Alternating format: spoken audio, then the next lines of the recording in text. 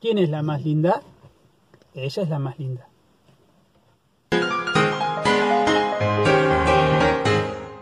Bien, seguimos en interacción humano-computadora y habiendo concluido con lo que es diseño centrado en el usuario, todavía nos quedan un par de temas más para hablar. Pero, antes de continuar, con respecto a lo que es pruebas de usabilidad, les voy a dejar en la descripción de este video un par de videos que son de la serie Silicon Valley, es muy divertida y la recomiendo, donde se muestran algunas pruebas de usabilidad. Mírenlos porque están buenos y es más o menos así como suelen ocurrir algunas de ellas. Bien, pasando lo que es diseño centrado en el usuario, ahora vamos a hablar un poquito de lo que es la parte de interacción. Recuerden, al principio decíamos que cuando yo voy a interactuar con un sistema, el sistema se me presenta a mí de una manera. La mayoría de las veces se presenta de forma visual. Se me presenta algo visualmente, una imagen que es la interfaz del sistema, y yo empiezo a interactuar. Es decir, yo empiezo a hacer cosas, tocar, mover, deslizar, lo que sea.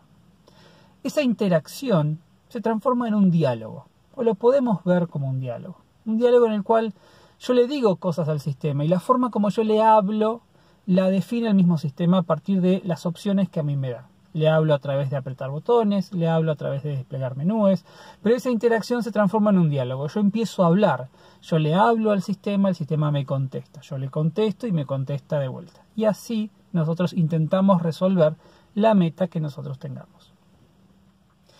Cuando hablamos de interacción, aparecen los que se llaman los modelos de interacción. Los modelos de interacción son visiones abstractas de cómo se dan estos diálogos o de qué tipo de formas de diálogos que nosotros tenemos. Estos modelos de interacción son útiles también para nosotros poder evaluar la usabilidad de un sistema. Hay un modelo en particular que a mí me gusta mucho comentar, que es el modelo que presenta Norman, que ya lo hemos visto varias veces en esta materia, que se llama el modelo del ciclo de ejecución y evaluación. Básicamente lo que dice Norman es que nosotros constantemente, cuando estamos interactuando con un sistema, estamos ciclando a través de un proceso en el cual nosotros establecemos nuestro objetivo, definimos nuestra meta, pensamos la serie de pasos que queremos hacer, hacemos la serie de pasos que queremos hacer, observamos la respuesta del sistema, la procesamos y repetimos de vuelta. Y estamos constantemente haciendo ese ciclo de ejecución y evaluación. Ejecutamos lo que queremos, evaluamos la respuesta y volvemos a ejecutar lo que queremos. Siempre buscando cumplir nuestra meta. Y este modelo de Norman da lugar a lo que él define como los abismos. El abismo de ejecución y el abismo de evaluación. Y los abismos son, o como Norman los define, un abismo en este caso está representando la distancia que hay entre lo que el usuario tiene en su mente y lo que el sistema le está mostrando. A mayor distancia, mayor abismo, menos usabilidad. A menor distancia, menor abismo, mayor usabilidad. Por ejemplo, empecemos con el abismo de ejecución. El abismo de ejecución tiene que ver con las cosas que yo quiero hacer. Yo quiero, por ejemplo, quiero escribir una carta. Tengo que escribir una nota. Tengo que hacer algo, tengo que escribir una nota. En mi mente, ¿sí? En mi mente, escribir una nota es la imagen de una hoja en blanco sobre un escritorio y una lapicera con la cual yo escribo. Esa es mi imagen mental. Y de vuelta acá volvemos a lo importante que es el perfil del usuario, porque esta imagen que yo me estoy haciendo de lo que es escribir una nota puede ser diferente a la imagen que ustedes están teniendo en este momento de lo que es escribir una nota. De vuelta, el perfil del usuario es tan importante. Pero bueno, quedémonos con mi imagen. Mi imagen de escribir una nota es hoja en blanco sobre un escritorio, lapicera y escribir. Si yo me voy a un Word, ¿qué me muestra la interfaz? Me muestra algo que parece una hoja en blanco, porque veo los bordes, como se muestra acá. Y esos bordes, esa hoja en blanco, parece estar apoyada sobre un escritorio gris. Se parece a esa imagen que yo tengo. Están los menús, hay un montón de cosas que no tienen nada que ver con mi imagen, no es perfecto, pero se parece. ¿Qué pasa si yo voy a un editor de texto de la era del DOS? WordStar, WordPerfect, alguno de esos. ¿Qué es lo que tengo? Un fondo azul con letras blancas, nada que ver con lo que yo estoy pensando. Entonces, en cuanto a lo que es el abismo de ejecución, yo quiero hacer algo, yo me imagino ese algo como es, y ese algo que yo me imagino lo comparo con lo que me muestra el sistema. Cuando yo lo comparo con lo que me muestra el Word, hay semejanzas. Cuando yo lo comparo con lo que me muestra el WordStar, WordPerfect, no hay ninguna semejanza. Entonces Word en su diseño está buscando reducir ese abismo de ejecución. El WordPerfect, el WordStar no reduce ese abismo. ¿Sí? Entonces eso es lo que es el abismo de ejecución según Norman. Es la diferencia entre lo que el usuario quiere hacer y lo que se imagina que es lo que quiere hacer y lo que el sistema le presenta. El abismo de evaluación tiene que ver con la respuesta que da el sistema. Es decir, yo me imaginé algo que quiero hacer. ¿Sí? El sistema me presenta algo. Tendré mucho o poco abismo de ejecución. Pero yo lo hago. Y cuando yo digo, yo hago esto y espero esta respuesta. Por ejemplo, estoy leyendo un libro. Quiero pasar de hoja. En mi mente, cuando yo paso de hoja, ¿cómo paso de hoja en mi mente? De vuelta, mía. Es agarro la hoja, paso la hoja. Entonces yo me imagino que la respuesta de pasar la hoja es pasar una hoja, agarrarla y pasar la hoja. WordStar, WordPerfect, ¿cómo pasaba una hoja? Apretando F4. Nada que ver.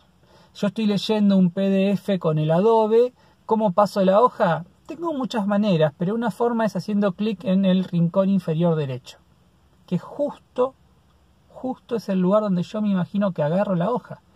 No es una casualidad. Está pensando, está teniendo en cuenta este abismo de evaluación. ¿Cómo yo paso una hoja si estoy leyendo un libro en un iPad? Pasando la hoja. Agarro, toco con el dedo en ese rincón inferior izquierdo, muevo el dedo, haciendo el mismo movimiento que hago con un libro real, y es más, el sistema me muestra la hoja en el iPad que va pasando. Casi no hay abismo de evaluación ahí. Entonces, el abismo de evaluación es la diferencia en cuanto a la respuesta que yo me imagino que tendría que obtener y la respuesta que me presenta el sistema. Y en este ejemplo de pasar una hoja, el WordPerfect no hace nada como lo que yo me imagino. El Adobe Reader lo tiene en cuenta porque me hace hacer clic justo en el lugar donde yo naturalmente pienso que hay que agarrar la hoja para pasar. Y un iPad es casi perfecto, porque es todo lo mismo a lo que yo me imagino. Entonces, en esos tres casos tengo distintos abismos de evaluación, yendo de un abismo muy grande en el WordPerfect hasta casi un abismo que no existe en el iPad. Esos son los abismos de ejecución y los abismos de evaluación que presenta Norman a través de su modelo de interacción que es el ciclo de ejecución y evaluación. Y son unas herramientas muy útiles para pensar cómo queremos que sea una interfaz, teniendo en cuenta lo que el usuario está pensando. Y de vuelta, es muy importante esta parte. Todo termina dependiendo de la imagen que tiene el usuario en la cabeza. Por lo tanto, no podemos asegurar que todos los usuarios tengan la misma imagen. Tenemos que conocer esa cabeza del usuario. Pero está bueno y a mí siempre me gustó esto de los abismos. Eso por un lado. Por otro lado, los modelos de interacción también los podemos asociar a las distintas tecnologías que hemos tenido que forman las interfaces. Desde la línea de comando hasta la realidad virtual, cada una de estas tecnologías nos presenta a nosotros un modelo de interacción diferente y vamos a charlar sobre ellas. Acá también hay algo muy gracioso para contar que tiene que ver con cómo las películas han ido afectando, han ido influenciando los modelos de interacción. Hay varios artículos que aparecen básicamente hablando del mal que le han hecho las películas a las interacciones y a las interfaces. Quizás una de las películas más reconocidas en este sentido es Sentencia Previa, Minority Report, con Tom Cruise, que si la recuerdan, si la vieron, es una película donde hay un par de escenas donde el personaje, Tom, maneja una interfase con las manos, agarra cosas así, la pasa, la viene, la lleva, hace un montón de boludeces. Y a partir de esa película todo el mundo empezó a decir, yo quiero esa interfase, haceme esa interfase. Y esa interfase en realidad, les dejo después el video, es una interfase que existe. Fue desarrollada por una universidad, es algo funcional, no es solamente un efecto especial. Realmente eso funciona. Y acá lo que está bueno de lo que uno busca con esta materia o de lo que uno quiere al finalizar esta materia es tener un sentido crítico de las interfaces, un sentido crítico de las tecnologías, que es parte de nuestra obligación en todo esto, tener una visión crítica, poder criticar las cosas y poder decir no comprar algo solamente porque sea lindo, poder evaluar la usabilidad de las cosas. Esta interfaz que usa Tom Cruise en esta película, que de vuelta existe, es real, va manipulando cosas, es muy del estilo de lo que hace Tony Stark en las películas de Iron Man. Se ve muy linda. Ahora, ¿alguien se imagina estar 8 horas haciendo eso? ¿Qué es lo que estamos cualquiera de nosotros con la computadora todo el día? 8 horas haciendo esto. Me muero, se me cae el brazo, es una locura. No quiere decir que sea mala. Lo que hay que tener en cuenta es cuál es el propósito que tenemos acá. En esta película lo presentan como que es el trabajo de la persona. El trabajo de la persona es llegar a la oficina, se para, no está sentado y está haciendo esto todo el día. ¿Por qué? No tiene sentido eso. Pero bueno, hay muchas películas que hacen esto. Y hablando de las películas, siguiendo hablando de boludeces, hay 3 cosas que a mí me gustan hacer cuando miro las películas. Cuando miro películas en general. Primero, cada vez que el personaje principal o algún personaje se mete abajo del agua, intento aguantar la respiración el mismo tiempo que ellos. Siempre me muero yo primero. Después, cada vez que le piden al personaje que intente recordar algo, intento ver si lo puedo recordar yo también. Siempre me olvido antes. Y lo tercero y más divertido es mirar las interfaces. Porque siempre en las películas, y en particular las de ciencia ficción, aparecen grandes pantallas, grandes interfaces gráficas de robots, naves espaciales. Y acá lo interesante de esto, lo recomiendo para hacer, es divertido, es cada vez que ustedes vean una interfaz gráfica en una película, no presten atención a donde está el foco, no presten atención al centro de la interfaz, porque ahí es donde el director sabe que ustedes van a estar mirando, entonces ahí pone las cosas que están bien. Lo divertido en las películas, cuando aparece una interfaz gráfica de un sistema, de una computadora, de un robot, de lo que sea, es mirar en la periferia. Porque suelen ser boludeces, suele ser porquería de relleno. Y es muy divertido encontrar esos numeritos que se mueven solos, dibujitos que lo único que hacen es subir y bajar y no hacen más nada. Siempre me causó gracia hacer eso.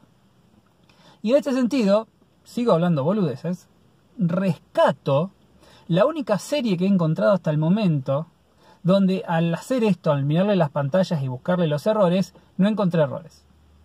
Que es una serie que está en Netflix, es un dibujito animado, es un anime, que se llama Caballeros de Sidonia. Es muy buena, la recomiendo. Está buena, es muy fumada en algunas cosas, pero está buena. Y lo que tiene es que cada vez que aparecen interfaces de un robot que pelean aliens gigantes con formas fálicas. Pero mírala. Pero bueno, cada vez que aparecen estas interfaces de los robots, de las naves espaciales, si ustedes pausan el video y se ponen a mirar en todos los rinconcitos de las interfaces, todo lo que aparece tiene sentido. Todo lo que aparece, desde lo que está en el centro de la pantalla hasta lo que está en el borde más extremo, todo tiene sentido con lo que está pasando en ese capítulo, lo que está pasando en ese momento. Y realmente es un laburo impresionante en el que han hecho con esas interfaces. Y lo recomiendo. Y ya para terminar con lo de las películas, por si no lo sabían, hay empresas que se dedican a hacer estas interfaces de las películas. Las de Iron Man, las de Alien, todas esas. Hay empresas que se dedican exclusivamente a eso. Es un lindo laburo y pueden ver en las páginas todas las películas en las que hayan trabajado. Está buena, lo recomiendo. Volviendo a la materia y hablando un poco de lo que ha sido la evolución de los modelos de interacción, la evolución de las tecnologías que hemos usado para hacer las interfaces. Y la historia de las interfaces comienza con la línea de comandos. Algo interesante que a mí siempre me llamó la atención de lo que es la tecnología de las interfaces es que esas tecnologías que son viejas no necesariamente significa que son tecnologías que ya no se usan. Y la línea de comandos es un muy buen ejemplo de eso. Las primeras interfaces fueron líneas de comando. Pensemos, filosofemos un poco sobre lo que es una línea de comandos. Una línea de comandos es un lugar donde yo emito órdenes. Yo le digo al sistema, ¿sí? El sistema es el que está así esperando a recibir órdenes. Yo, usuario, soy el que le da las órdenes y las órdenes se las doy a través de esto que es la línea de comandos. Que para los que son usuarios de Windows es el famoso C2 y donde ustedes empiezan a veces escriben cosas. Para los que son de Linux es la mitad de la vida de ustedes que pasa por ahí, nuestra que pasa por ahí. Pero es el lugar donde yo escribo cosas, aprieto Enter y pasan, ¿sí? Entonces, en una línea de comandos el sistema está así esperando y nosotros le decimos: sistema, por favor, mostrame todos los directorios que hay en esta carpeta. Sistema, por favor, créame una carpeta, cópiame esto, editame este archivo. Entonces nosotros le damos las órdenes al sistema, Enter, y el sistema las hace. Y así nació todo, ahí empieza todo. ¿Cuál es el problema? ¿Cuál es la desventaja de la línea de comandos? Yo estoy obligando al usuario a que tiene que recordar todos los comandos. Todos. En realidad lo que termina pasando es que uno termina recordando los que normalmente usa. Pero no queda otra. No hay un apoyo visual en esos comandos, en ese conjunto, en ese universo de comandos. Uno tiene que acordarse los comandos. Y lo que es peor aún, los comandos no suelen ser muy fáciles de recordar por lo que hacen. Es decir, yo quiero copiar, yo quiero crear, yo quiero borrar. No necesariamente esas palabras, crear, copiar, borrar, están involucradas en el comando. Eso hace que sea mucho más difícil recordarlas. Muchas acciones requieren parámetros. No alcanza con que yo le diga al sistema hace X. El sistema necesita que yo le diga, che, hace X con este parámetro, en esta carpeta, en este archivo, con este resultado. Entonces muchas veces el orden de los parámetros es importante. Muchas veces estos parámetros llevan ciertas claves, ciertas letras, ciertos valores que también hay que recordarlo. Entonces el sistema lo único que hace es escuchar órdenes, pero nosotros como usuarios somos los que están obligados a recordar todas las órdenes, todas las estructuras de los parámetros de esas órdenes. Es mucho laburo. Peor aún, bueno, volviendo a lo que dije antes, la línea de comandos se sigue usando hoy en día. Por ahí los que están en Windows la usan mucho menos de los que estamos en Linux. En Linux es casi el día a día que uno termina haciendo algo por la línea de comandos. ¿Pero por qué? Y acá viene la ventaja de la línea de comandos. La línea de comandos es rápida. La línea de comandos es sencilla. ¿Sí? Yo no voy a editar un texto por línea de comandos. Pero muchas veces necesito hacer algo muy puntual. Necesito cambiar cambiar el proxy del sistema. Y si lo tengo que hacer con el mouse es un quilombo. Tengo que ir a un panel de control, abrir esto, ir a aquello, setear un parámetro, hacer aceptar, aplicar y ahí terminé. Y por línea de comando es brrrum, enter. Así con ese ruidito, brrrum, enter. Y ya está, resuelto. Súper fácil, súper sencillo, súper rápido. Hay que recordarlo. Ese es el tema. Pero está bueno. En Linux, yo siempre le reconozco a Linux lo fácil que es instalar aplicaciones. Yo quiero instalar algo en Linux, lo único que tengo que hacer es sudo apt-get install y el nombre de la aplicación. Ya está, listo, lo instaló. Windows, tengo que ir a buscarlo, descargarlo, doble clic, siguiente, un quilombo. Entonces la línea de comandos sigue siendo útil, porque la línea de comandos hoy en día se adapta a un perfil de usuario. Como habíamos hablado en su momento del cajero que está en el banco y el tipo de interfaz que usa. Es una interfaz que se adapta al perfil, a las necesidades de ese cajero. La línea de comandos pasa lo mismo. La línea de comandos se adapta más que nada a un perfil de usuario por ahí más técnico, ¿sí? Que aprovecha más esta cuestión que es más sencilla, que es más rápida, pero que requiere un poco más de conocimiento. Y lo que no ayuda para nada en cuanto a lo que es línea de comandos de Windows y de Linux es que no usan los mismos comandos. Entonces yo quiero copiar, quiero borrar, yo quiero hacer cosas y estoy acostumbrado a hacerlas en la línea de comandos de Windows, me paso a Linux y es otro mundo aparte. Eso, podrían ponerse media pila en ese sentido. Y salteándome un montón de interfaces, que ahora las vamos a ver, pero me interesa hablar de esto ahora que estamos hablando de la línea de comandos. Hoy en día son muy populares las interacciones habladas, ¿sí? A partir de estos aparatitos como los celulares, como es el caso de Siri, Cortana o el mismo... No lo puedo decir porque estoy usando un celular con Google y si lo digo se me enquilomba todo el video. Pero eso que pueden decirle a un celular que es de Google me permite a mí decirle cosas. Cómo va a estar el día de mañana, poner una alarma para dentro de 25 minutos, todo ese tipo de cosas. Fantaseando con lo que muchos siempre vivimos con la serie Star Trek, cuando le decíamos computadora, Earl Grey, caliente. Jean-Luc, el único capitán que existe. Pero bueno, y lo interesante que hay con estas nuevas interfaces donde nosotros podemos hablar, es este artículo que salió el año pasado, creo, en donde se plantea que a través de estas interfaces habladas estamos volviendo a la línea de comandos. Y no es tan descabellado. ¿Por qué? Porque de vuelta tengo un aparato, un sistema que está esperando a que yo le dé órdenes. Y yo soy el que está obligado a conocer todas las cosas que yo le puedo decir a este aparatito. Son mucho más flexibles que lo que era antes la línea de comandos, pero son también muy limitados. Entonces, si están acostumbrados a usar la posibilidad de hablar con un dispositivo móvil, van a ver que tienen que respetar ciertas estructuras. Que no le puedo preguntar cualquier cosa. No puedo preguntar cómo va a estar el clima mañana como se me ocurra. Tengo que ser un poquito estructurado en la pregunta. Entonces me tengo que empezar a acordar de esas cosas.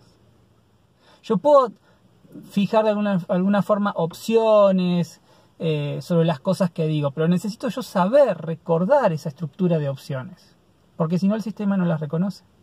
Entonces lo que acá se plantea en este artículo es que estamos volviendo a esa interfaz de línea de comando, o como le dice el artículo, de la era oscura, de Dark Ages, de las interfaces con las nuevas interfaces habladas. Porque básicamente estamos volviendo a la línea de comandos. Entonces, todo surge con la línea de comandos. Lo que uno rescata de la línea de comandos es que ha perdurado en el tiempo y es el día de hoy que la seguimos usando y sigue siendo útil.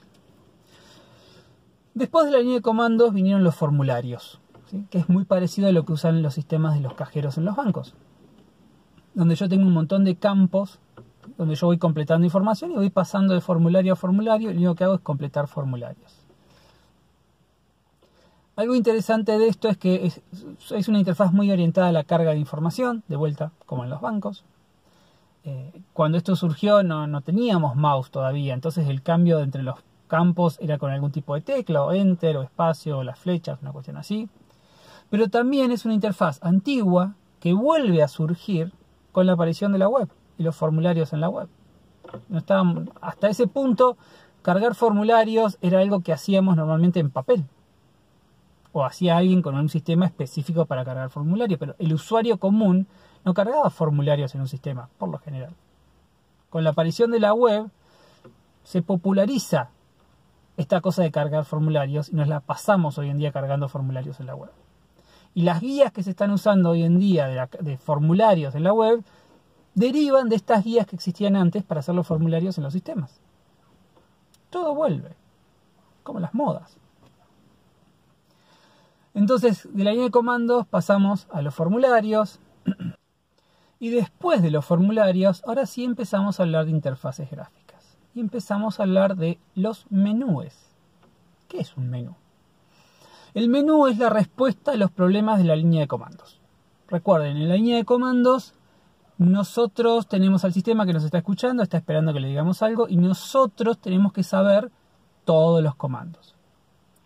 ¿Qué es lo que presenta el menú? El menú nos dice, tranquilo, está todo bien, yo te voy a mostrar todos los comandos que hay disponibles. Vos elegí el que vos quieras. Ese es el menú.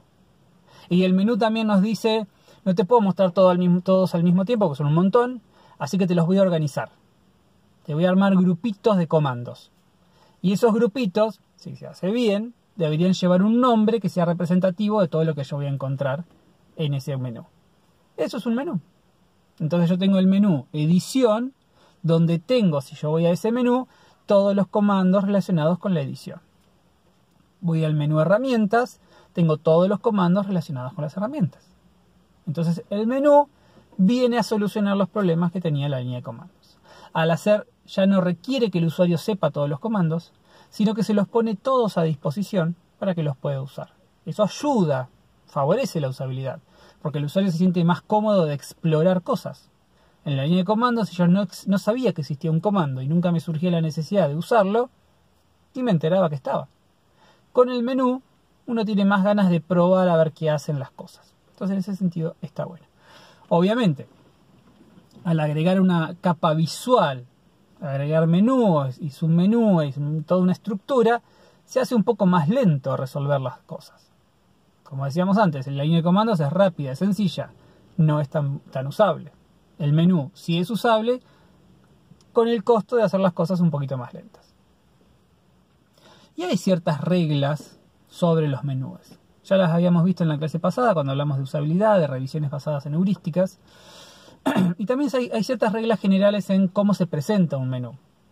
No sé si alguna vez prestaron atención, pero, como dije antes, el nombre de un menú tiene que ser significativo.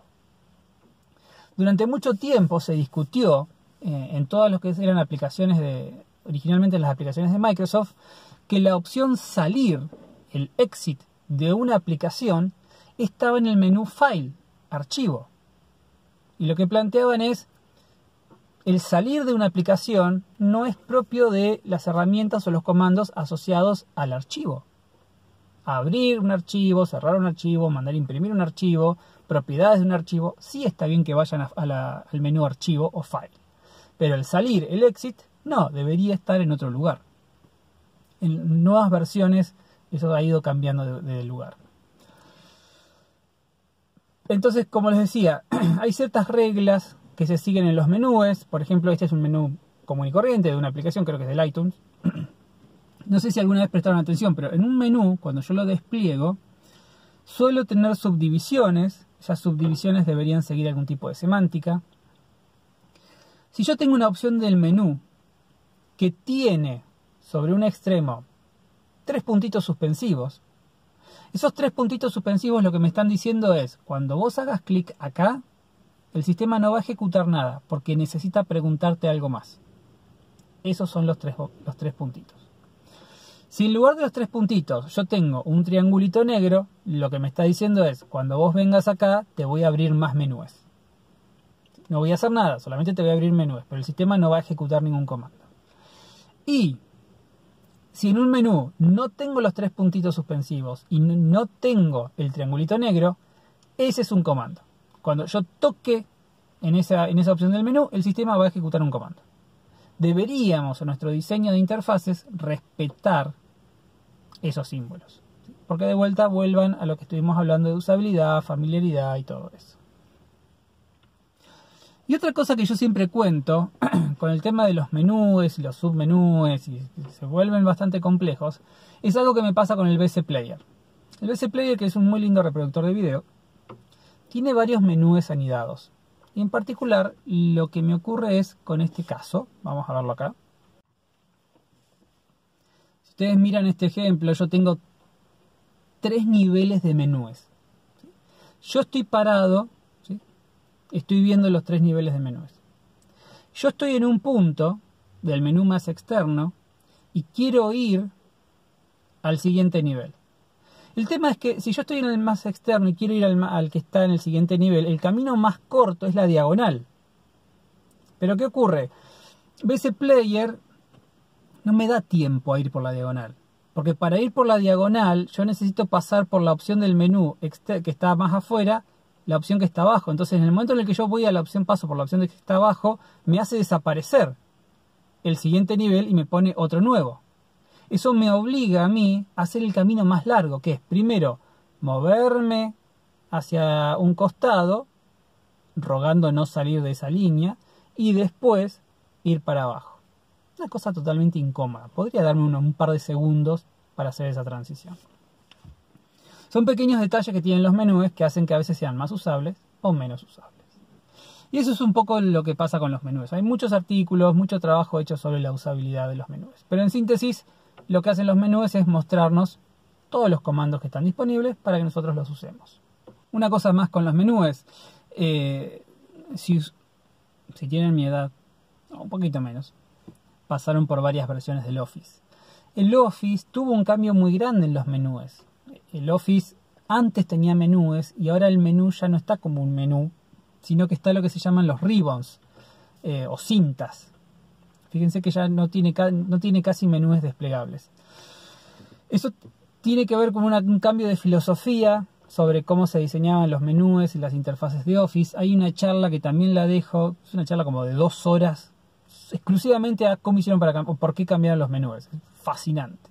La pueden ver. Y les dejo esa charla porque está muy buena. Línea de comandos, formularios, menús. Y el siguiente gran paso, el siguiente gran salto en la usabilidad de las interfaces vino con lo que se llamó la manipulación directa. Manipulación directa es lo que tenemos todos nosotros hoy en día en el Linux, en el Windows o en el celular que estemos usando.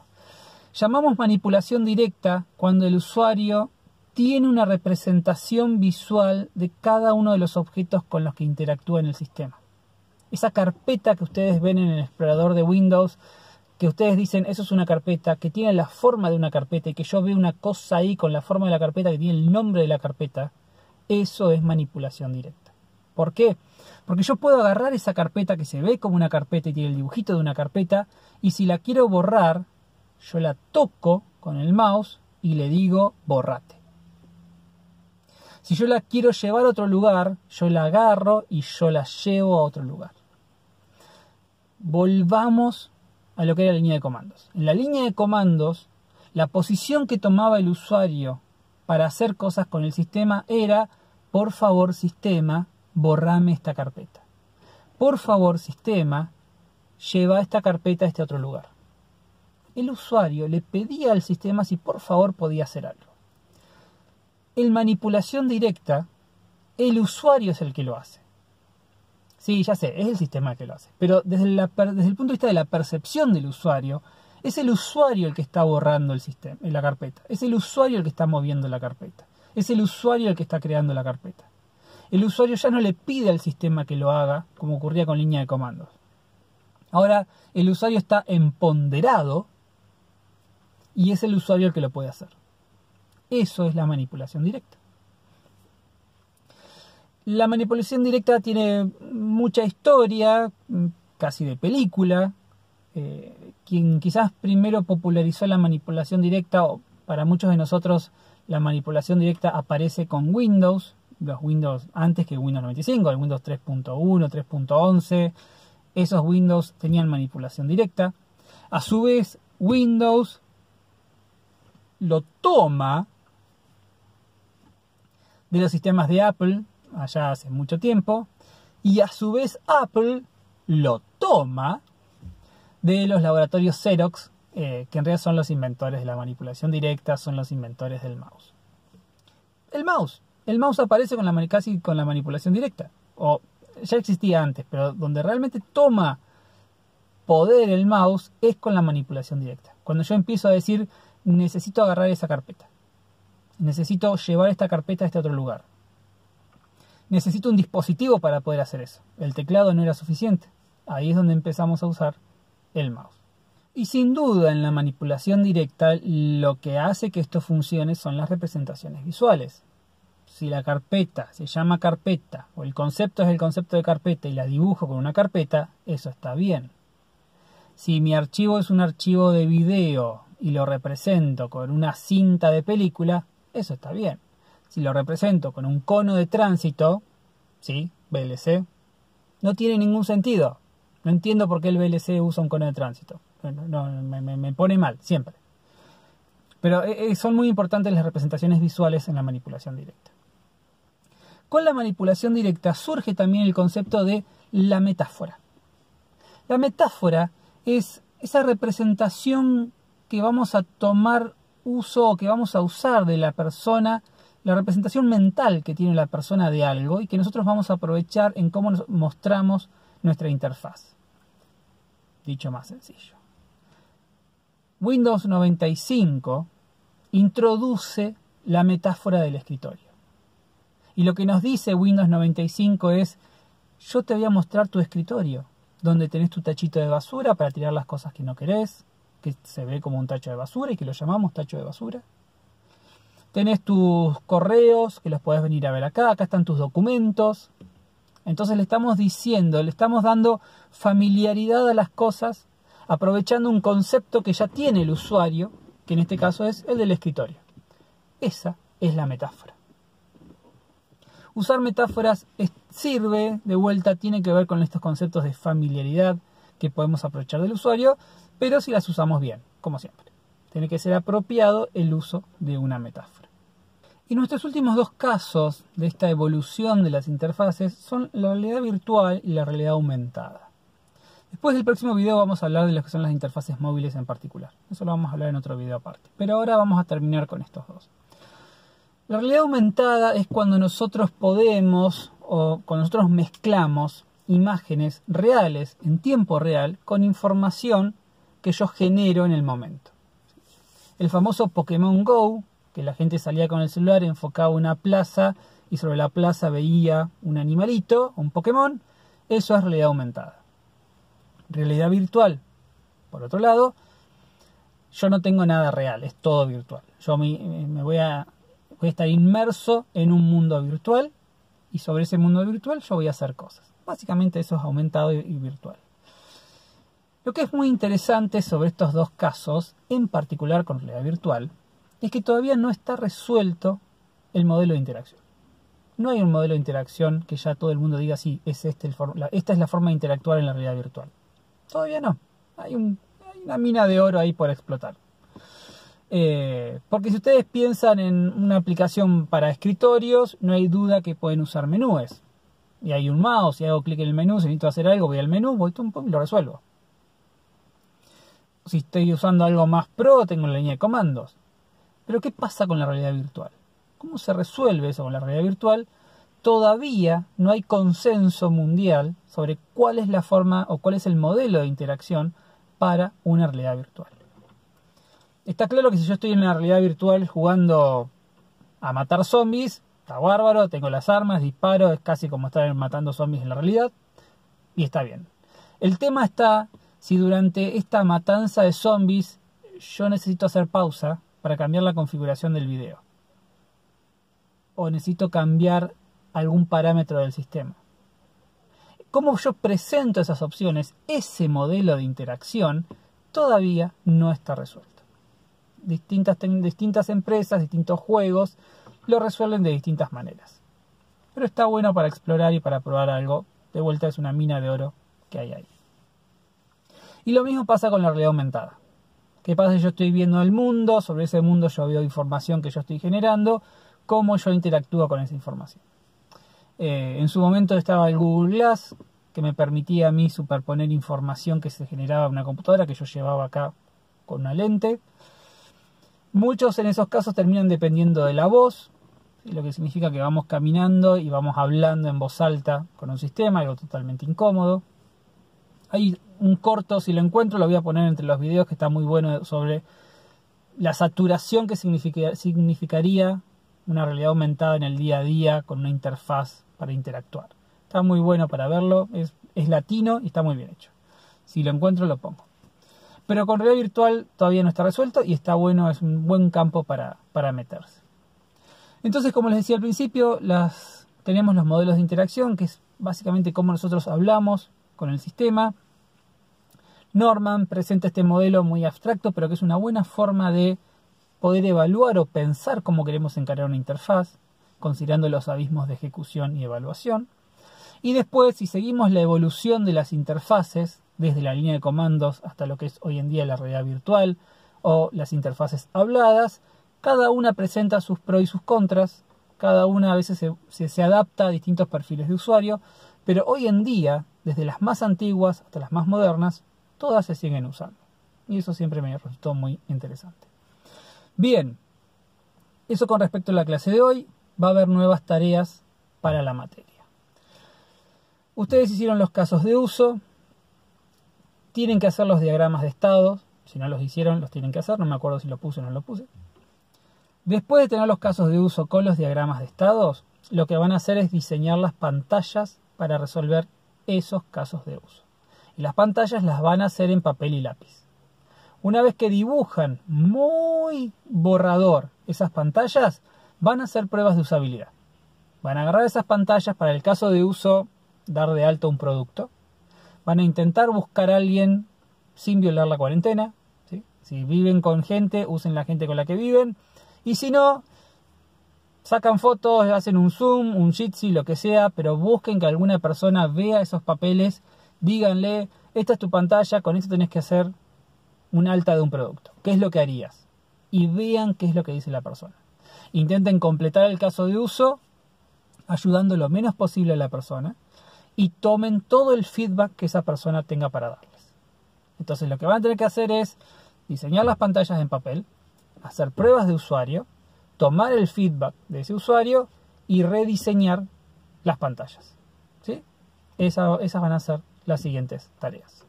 Eso es todo por hoy. Muy buen fin de semana. Nos quedan un par de clases nada más y terminamos.